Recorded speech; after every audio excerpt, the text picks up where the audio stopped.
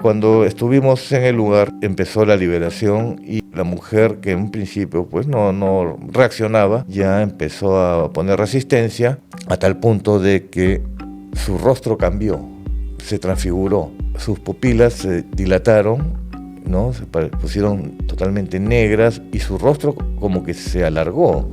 Y es algo sorprendente porque en ese momento pues éramos varios los testigos y el olor que emanaba también era un olor fétido, como a descompuesto. Entonces son cosas que no se pueden fingir.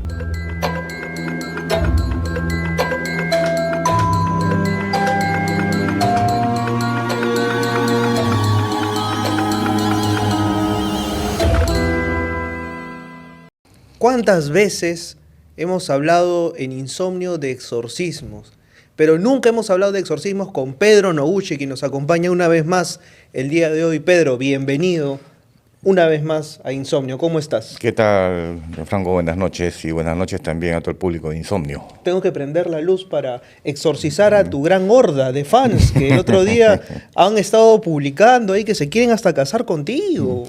Se necesita un exorcismo, creo. Bueno fuese que publicaran fotos, por lo menos, ¿no? Bueno, hay que iluminarlas. Hay que iluminarlos también con la luz de tu conocimiento. Cuéntame, ¿cuál fue el primer exorcismo registrado aquí en América Latina? Ocurrió en el Perú. Sí, mira, si uno se pone a buscar el exorcismo más antiguo documentado en las Américas, seguramente van a aparecer algunos portales que se lo atribuyen a un caso ocurrido en Chile a una mujer llamada Carmen Marín en 1882. Sin embargo, si uno se pone a hacer una búsqueda un poco más extensa, uno ha encontrado un documento de que data del año 1568 y ocurrió en Lima. Resulta de que Lima en esa época fue escenario de un caso de posesión demoníaca que lógicamente había conmocionado a la sociedad de la época.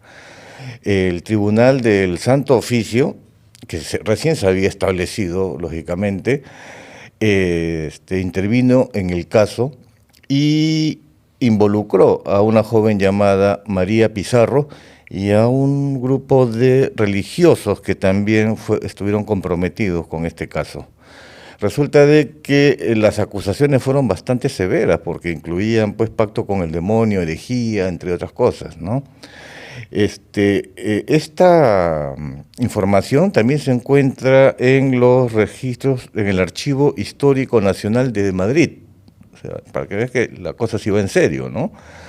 Bueno, la historia comienza cuando una joven llamada María Pizarro enferma gravemente y sus familiares, su madre sobre todo, muy preocupada, ya la someten al sacramento de la extremaunción.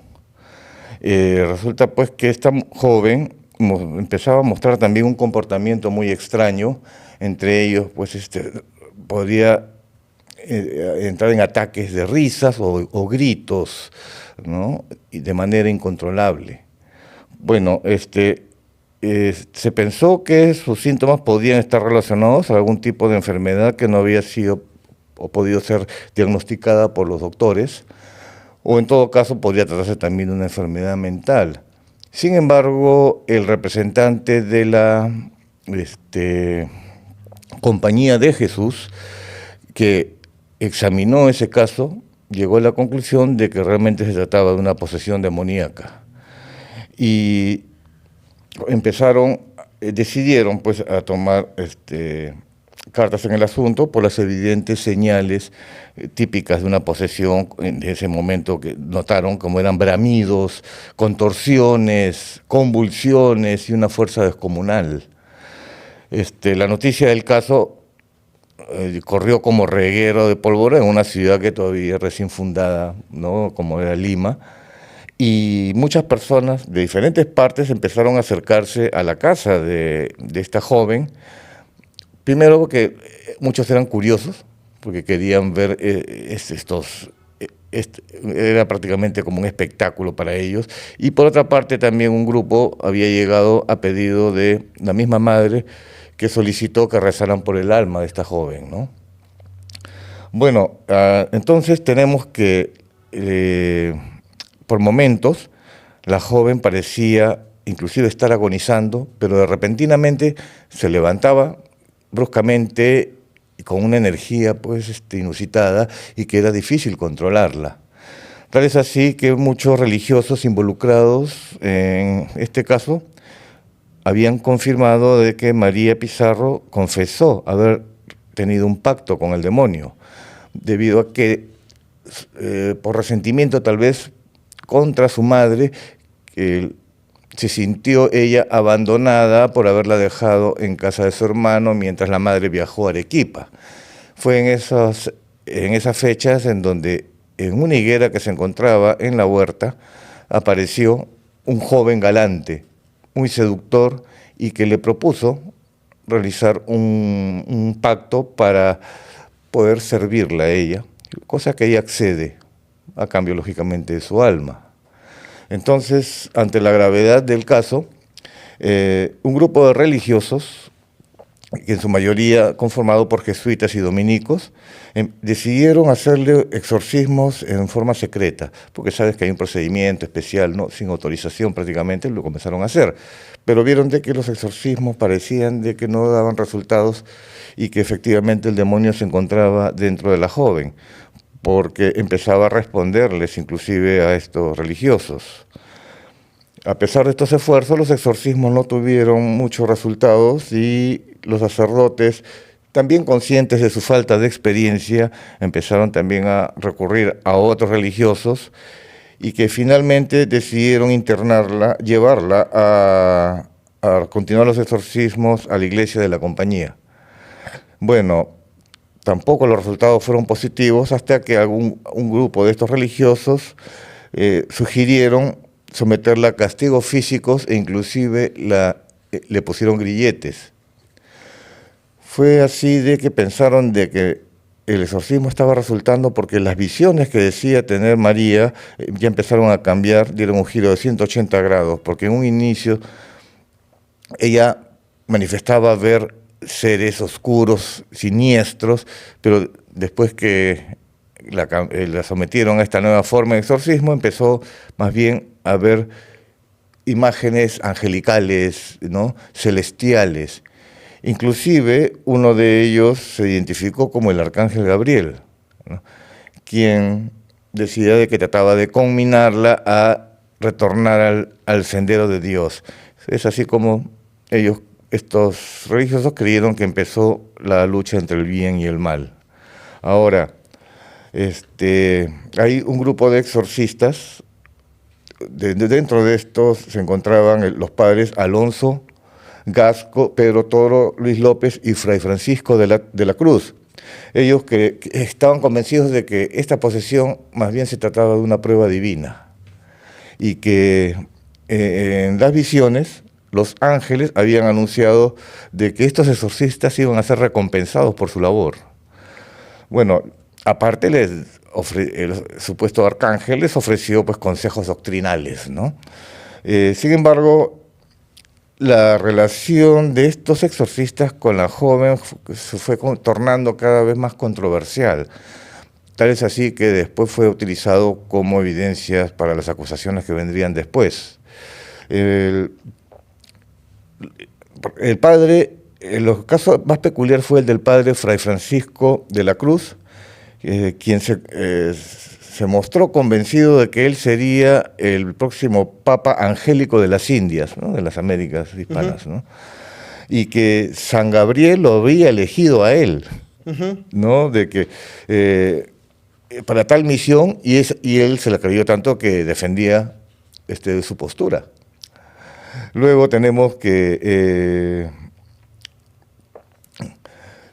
las acusaciones posteriores por la Inquisición también incluyeron que tanto estos dos últimos, Fray Francisco de la Cruz y el padre del Toro, habían mantenido relaciones sexuales con María Pizarro, una acusación gravísima, ¿no? Claro. Cosa que más bien María dijo de que el que no participó fue el padre Luis López, por ejemplo, ¿no? O sea, tácitamente estaba dejando con la acusación pendiente contra los otros dos. Claro. Bueno, es así como es que se desarrolló todo este proceso muy largo y que finalmente fue condenado el padre Fray Francisco, primero por sus creencias y prácticas iluminadas, y que posteriormente fue condenado a muerte y fue ejecutado en un auto de fe en la Plaza Mayor de Lima, ¿no? Sin que él se arrepintiera de todo lo que él había realizado durante el exorcismo. O sea, no se llegó a arrepentir de las acusaciones que se le habían imputado.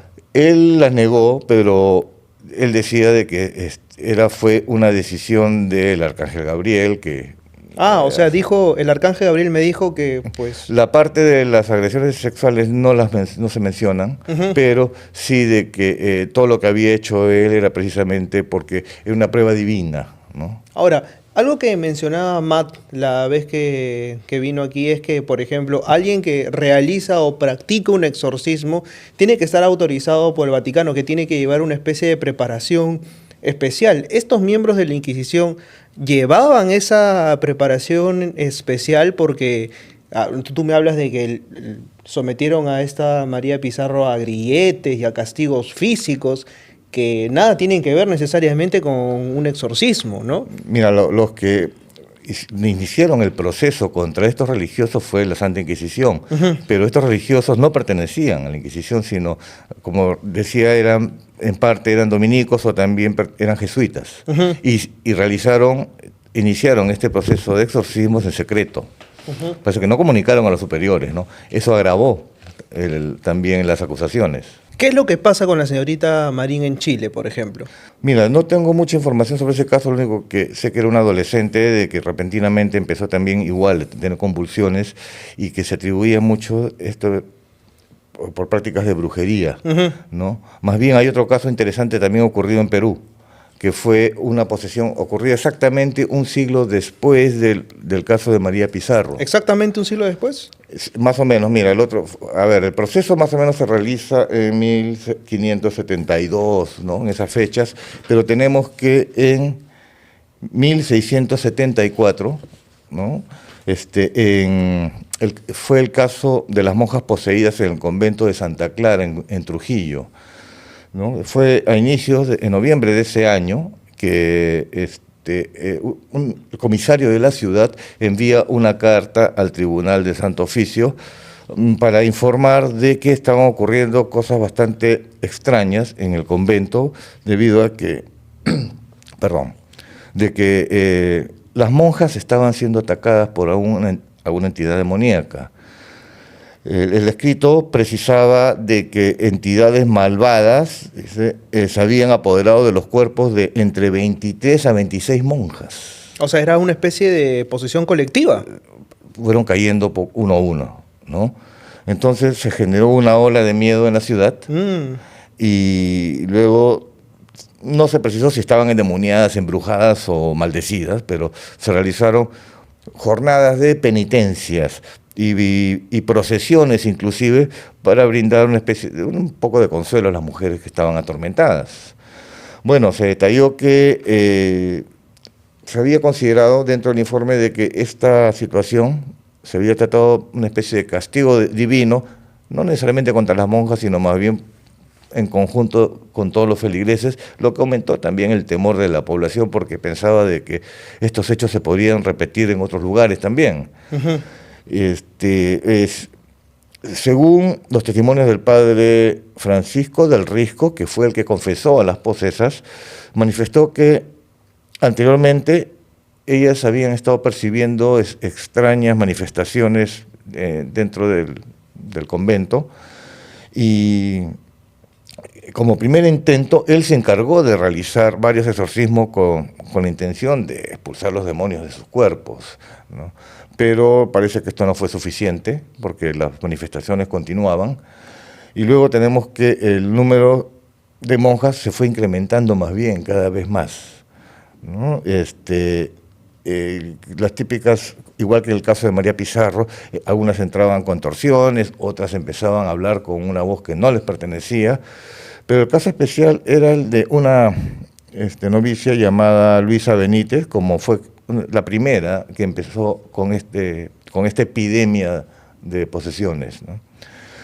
Ella sufría también, pero insistía de que se trataba más bien de pruebas divinas y que el dolor que le estaban causando, ella los asumía, ¿no?, en forma estoica, porque de esa manera pensaba que estaba purificando su alma y que a veces entraba como en trances y empezaba a hablar como en la voz de una niña dulce y encantadora, ¿no?, una voz que no le pertenecía definitivamente, ¿no? Luego hay un segundo caso que también resalta en este informe, que es el de Ana Núñez, que al ser fue otra de las religiosas poseídas y que en ambos casos llamaba la atención mucho el pasado que habían tenido, porque desde niñas ya tenían esa capacidad o digamos que habían sido influenciadas por visiones de entidades malévolas, es decir, en realidad tenían pues ambas sensibilidad psíquica, ¿no? Luego, desde que eran muy pequeñas inclusive, ¿no? Entonces, fueron, el caso de estas monjas, causó mucha convulsión en la sociedad también de Trujillo, y que uno de los, digamos, en el informe también se explica de que, o tratan de interpretar de que precisamente se trataba de un castigo divino, pero que también está sujeto a otras interpretaciones, ¿ya? Porque se trata de atribuir que el causante de todo posiblemente haya sido un curandero que habían llevado al convento para sanar a una de las monjas que no estaba muy bien de salud, y se cree que al quedarse sola con el curandero, hizo algún tipo de ritual que despertó a los demonios, digamos, y empezó ya este tipo de ataques, ¿no?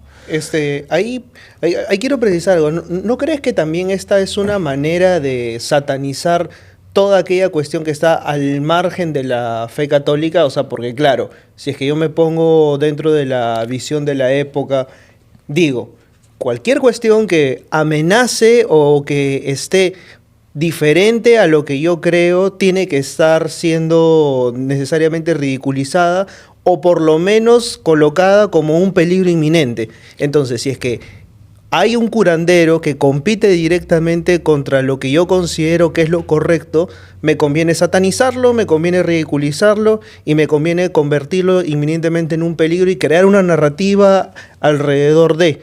Entonces, esta cuestión que les pasa a las monjas viene a ser pues una consecuencia inmediata de una narrativa creada en torno a eso, ¿no? No, evidentemente, desde el solo enfoque del informe ya puedes darte cuenta de que inmediatamente se trata de hacer creer de que esto fue una prueba divina o también un castigo divino por culpa de los feligreses que eran pecadores, cosas de ese tipo, ¿no?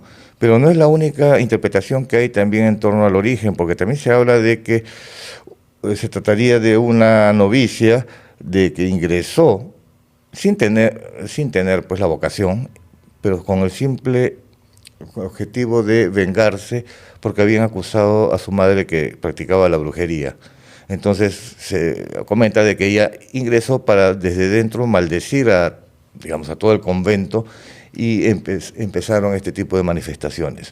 Pruebas, no lo sé si creo que no las haya, son comentarios que la gente de la época empezó a especular, ¿no? Incluso, mira, hay un libro que se llama justamente El terremoto, de 1746, lo escribe Charles Walker, y Charles Walker habla a propósito de lo que pasó en este terremoto, que fue uno de los terremotos que cambió incluso la geografía de Lima y lo que significaba Lima en ese momento, y dice básicamente lo siguiente: cuando se encontraron básicamente las causas de este terremoto, la gente aducía causas como, por ejemplo, que era un castigo divino por los escotes que utilizaban las mujeres en ese tiempo. Entonces, siempre se va a estar buscando algún tipo de narrativa divina que busca algún tipo de culpable, y en ese sentido las culpables o son las mujeres, o son los paganos, o son los pecadores, y siempre va a haber un motivo por ese lado, ¿no?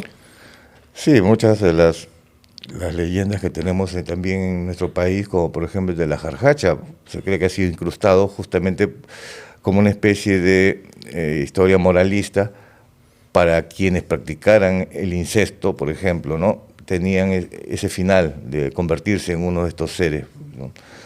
Con cabeza de llama y cosas de ese estilo, ¿no? Entonces, ha habido mucha manipulación, evidentemente, en muchas de las historias, ¿no? Aunque esto es algo que le da cierto matiz y características a las historias de determinada época hacia adelante, ¿no? Ahora, por ejemplo, cuando hablamos de exorcismos y hablamos de posesiones, usualmente nosotros tenemos en la cabeza, pues, la imagen del exorcista. O sea, al menos yo es como que me imagino a alguien volteando la cabeza, hablando en lenguas y vomitando verde y haciendo toda una serie de piruetas y acrobacias. ¿Es realmente así o es una imagen enteramente caricaturizada? No, ese es efecto más que nada del cine, ¿no? Porque sí, hay informes de, por ejemplo, exorcistas como el padre Amort o también del padre Fortea, que este tipo de cosas es muy raro que sucedan. En principio, primero, que los casos reales según ellos, ¿no? De posesiones demoníacas, será pues el 3% de la mayoría de los casos, y los demás sí tienen una explicación o se trataban de enfermedades mentales, ¿no? Entonces él desmiente, me parece que era uno de los libros de padre José Antonio Forteas, Suma Demoníaca, creo que era el libro, donde desmitifica muchas cosas también de lo que se creían, ¿no? Y así también desmitifica muchas atribuciones que se le da a las cosas que necesariamente no eran católicas. Por ejemplo, él dice que el rock, el heavy metal rock, no son condiciones para atraer a estos espíritus, ¿no? O sea, son mitos que se han creado en torno, nuevamente, ¿no? Volvemos a las narrativas que se crean para básicamente demonizar determinadas cosas y hacer que la gente oriente su consumo a otras, ¿no? ¿A ti te tocó ver un exorcismo? ¿Puedes contarnos esa experiencia? Sí, bueno, yo llamaría más bien liberación, porque exorcismo es una palabra que más parece ser utilizada dentro de los cánones católicos, ¿no? Uh-huh. Y liberación es lo que hacen pues casi todas las religiones en realidad, porque uh-huh. Todas las religiones tienen esa lucha contra el mal, ¿no? Y fue el caso de una mujer que empezó a tener ataques espirituales, pero que se habían iniciado desde muchos años antes, de que tenía unos 16 años, porque la combinaron a jugar a la Ouija, cosa que ella no quería, porque tenía cierta capacidad para poder ver a los espíritus, entonces ella evitaba ese tipo de cosas, pero sus primos que estaban en la mesa le dijeron que participara, y en el momento de que se sentó y empezó a moverse el cursor, comenzó a tornarse movimientos mucho más violentos y las respuestas también hostiles. Y tal es así de que ella dejó la plancheta y parece que no cerraron la sesión. Lo cierto es de que ella fue la que en las noches posteriores empezó a recibir visitas muy desagradables de alguien que al principio no se veía, no se dejaba ver, pero que la acariciaba en el cabello. Entonces ella obviamente estaba aterrorizada, pero no sabía la forma cómo librarse de este ser, y hasta tal punto de que llegó a acostumbrarse, pero después ya empezaron las agresiones físicas, inclusive. Y ella pensaba de que era algo que estaba en su casa, así es que decidió salir de viaje un tiempo, ¿no? Pero este ser la siguió hasta en el hotel y la seguía atormentando, ¿no?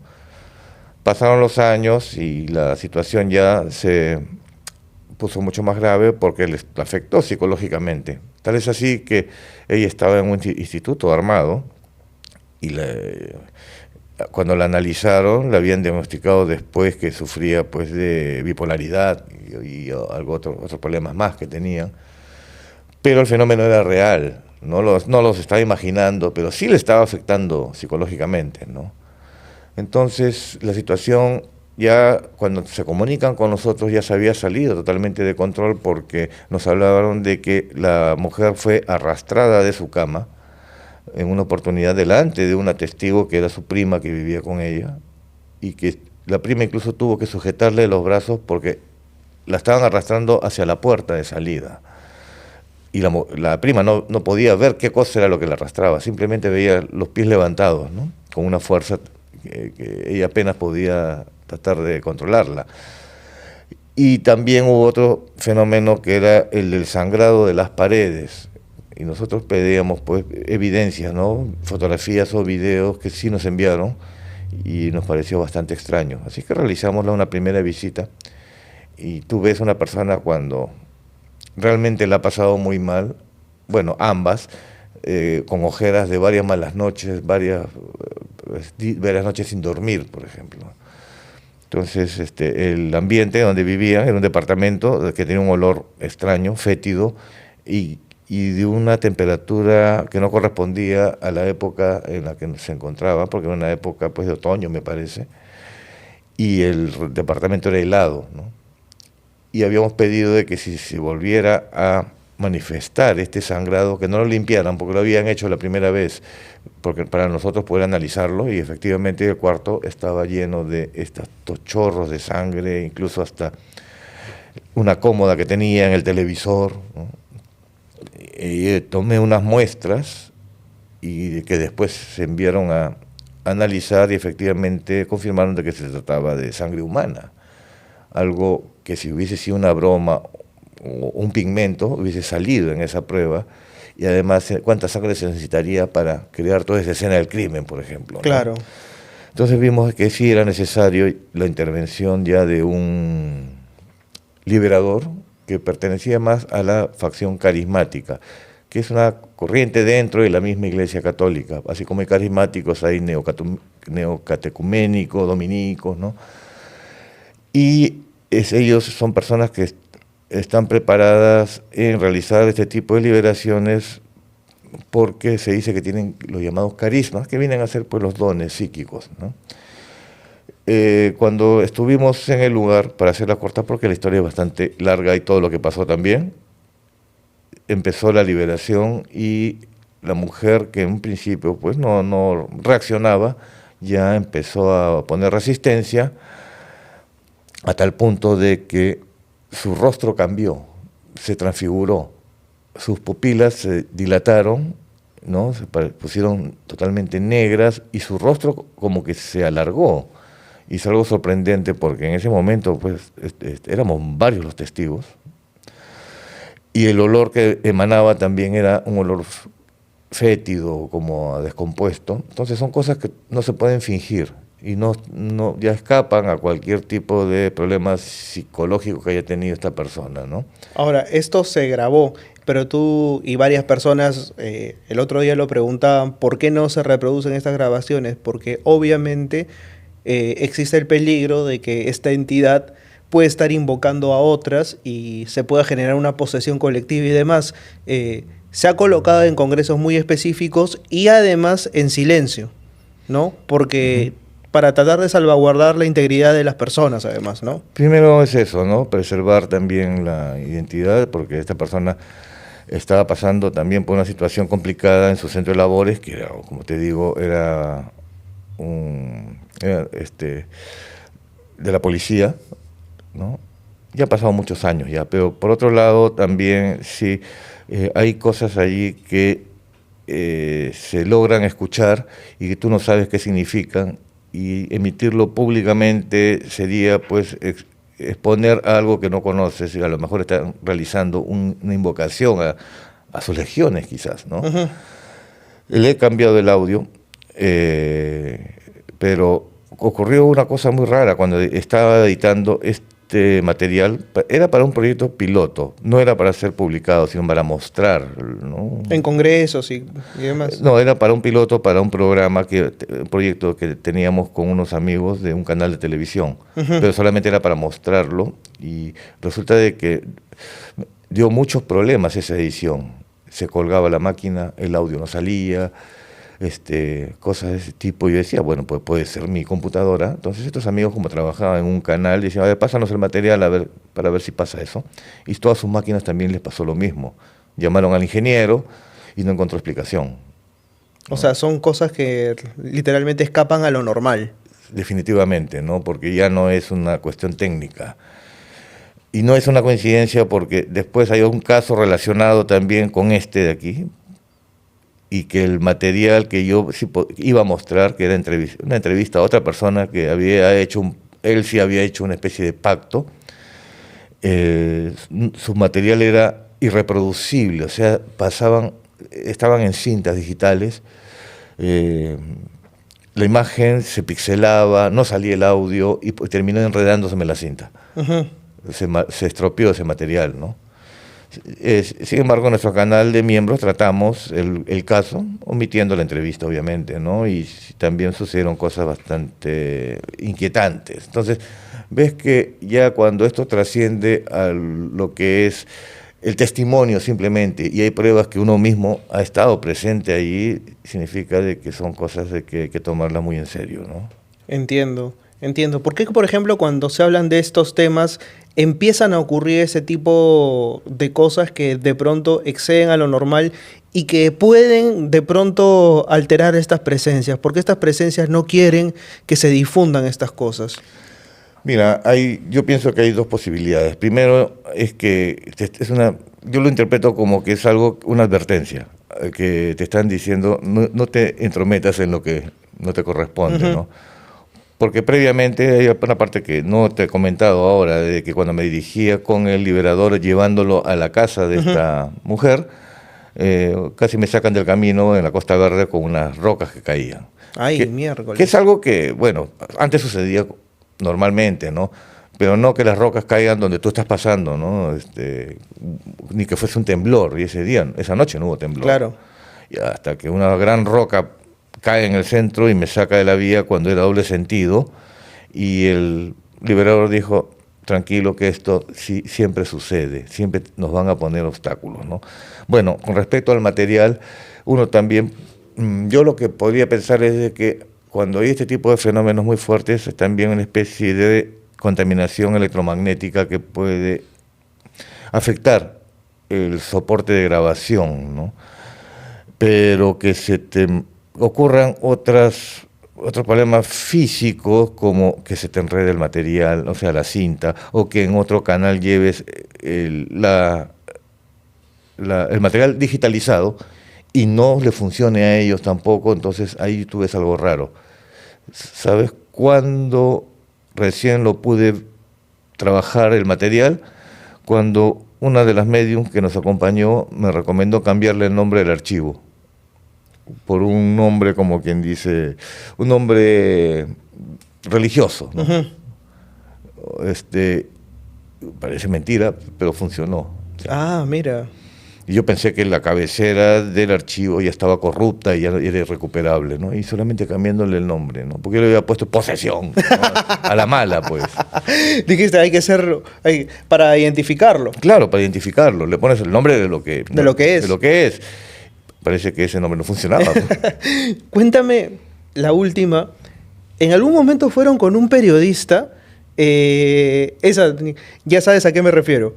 Claro. Y este periodista fue imprudente. Fue realmente imprudente y necio. ¿Qué pasó? Justamente ese es el caso relacionado con este que te estaba comentando, Ajá. de que ya esta joven quedó bien después de la liberación, pasó el tiempo y una vez y nos vuelve a citar, pero para que ayudemos a su hermano.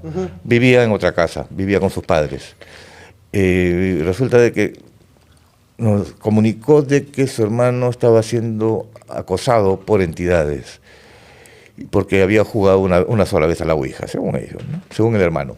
Fuimos al lugar y queríamos también entrevistar a este hermano. Ya lo habíamos entrevistado anteriormente y es el material que no funcionó. Ujú. Quería repetir esa experiencia, pero el hermano no se apareció.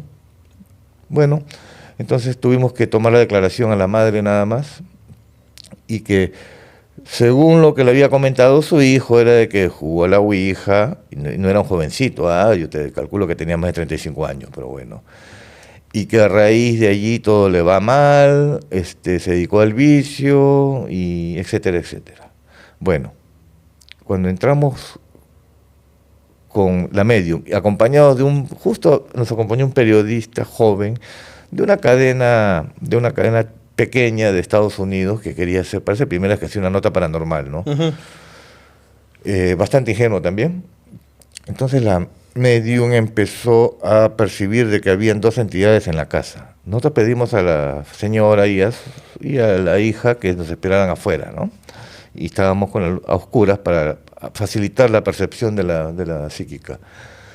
Detectó una entidad masculina y otra femenina, pero muy oscura. Entonces, cuando entramos recién en la habitación de este joven, ahí se sintió más estas presencias y la entidad está supuestamente femenina, empezó a comunicarse tal vez a través de la clariaudiencia, ¿no? No es que se incorporó, porque estaba allí, y en síntesis era de que él la había invocado y que ya le había dado muchos favores y que ese era el momento ya de cobrarlos, ¿no? Y yo le digo, ¿qué favores te pidió? Bueno, dinero, mujeres, pero el tipo está en la miseria. ¿Qué pasó? Derrochó su dinero en las mujeres. Ujú. Pero las respuestas eran muy prácticas y ciertas, ¿no? Pero había un tono intimidante en las respuestas, a pesar de que no era hostil. Entonces el periodista empezaba a hacer preguntas que irritaron, preguntas absurdas, que irritaron, parece, a esta entidad. Y una de esas le dijo, ¿y tú qué tanto preguntas? ¿Por qué no te acercas? Porque yo te puedo dar lo que tú querías hace mucho tiempo y no lo pudiste cumplir. El otro se quedó así, ¿no? Pero acércate. Y el otro sonso se estaba acercando. Y entonces yo digo, ¿sabes qué? Ya hay que terminar esta reunión, ¿no? Porque ya tuvimos suficiente, ¿no? Ahora, ¿qué es lo que esperas? Una de las últimas preguntas fue, ¿qué es lo que esperas hacer con esta persona? Simplemente unirnos espiritualmente y cosas que en el fondo, lo dijo de forma casi poética, pero era bastante siniestra Claro. el resultado, ¿no? Ya, vamos a otro cuarto. Podemos hablar al dormitorio de la madre. Ahí se percibió un ambiente totalmente distinto, inclusive había una Biblia abierta. La madre, una psíquica sentía de que la madre oraba todos los días para que se solucione este asunto con su hijo. Y el periodista me pregunta, ¿y por qué no ayudaron esa almita del otro lado? Digo, no era una almita, era un demonio. Así, le digo así, murmurando, y en ese momento la medium empezó a tener un ataque psíquico porque empezó a punzarle los oídos y me pidió que la sacara del lugar, ¿no? Entonces la tuve que sacar y en ese camino hasta la puerta principal, toda la casa se llenó de un olor a azufre, fuerte, ¿no? Y no fue nuestra imaginación, porque cuando abrimos la puerta y afuera nos esperaba la madre con su hija, decía, ¿qué han hecho? ¿Qué es ese olor, no? Entonces tuvimos que explicarle, no es de nosotros. Y todos los perros de la cuadra empezaron a aullar. Y todo eso lo tengo documentado, obviamente. Eso sí lo hemos compartido en nuestro canal de miembros de Paradigma, ¿no? Los aparatos también, al periodista le falló las luces, las cámaras, ocurrieron un montón de cosas. Entonces sí pueden afectar o interactuar físicamente y se puede manifestar a través de los equipos. Entonces es una experiencia que tú dices, acá no puedo ayudar a nadie porque él se lo buscó, no cumplió su palabra y nosotros no podemos ponernos en riesgo también por eso, ¿no? Claro. Ella tendría que haberse por lo menos arrepentido de lo que ha hecho y buscar otro tipo de asesoría. Pero para nosotros, y por el temor que le noté a la medio, dijimos que es un caso que en realidad no deberíamos entrometernos. Así es. Bueno, yo los invito a entrometerse en el canal de miembros de Paradigma Cero y darle like, comentar y suscribirse a este video antes, espero que no, así que manifiesten para que este video no salga mal. Así que nos vemos la próxima semana a la misma hora y con el paradigma de siempre. Chau, chau.